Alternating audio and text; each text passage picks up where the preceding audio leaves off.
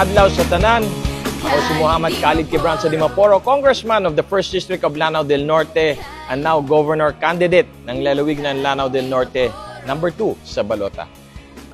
Maghangyo ako sa atong mga supporters, ang bando ng Team Quebranza de Maporo to help Senator Francis Tol Tolentino para mabalik siya sa Senado. Pinaka-importante para kay Senator Tolentino is his work as a legislator. Ako naman as chairman ng Muslim Affairs, I filed bills. Then nakita ko yung problema ng Sharia courts.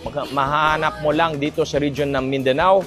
And because of Senator Tol Tolentino and his camaraderie with our brother in Islam, Senator Robin Padilla, we're able to work together ang Kongreso at ang Senado to create brand new Sharia courts sa Cebu, sa Metro Manila, and all other administrative regions sa tibuok nasod.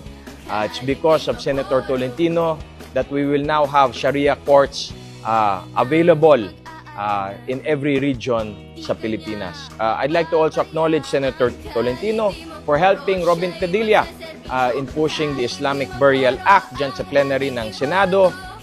Itong Republic Act is very important for us Muslims, especially because we have to bury our dead within 24 hours. So this helps us also negotiate with the airlines katulad ng PAL or Cebu Pacific. This is the Islamic Burial Act, shepherded by the Chairman of Muslim Affairs sa Kongreso, Khalid Quebranza de Maporo, ang representative ng 1st District. But we would have not been able to pass this as a Republic Act without the help of our friends sa Senado. And one of them is Senator Francis Tol Tolentino. Ayo kalimte, karong Mayon 12, number 61 sa balota, Senator Francis Tol Tolentino.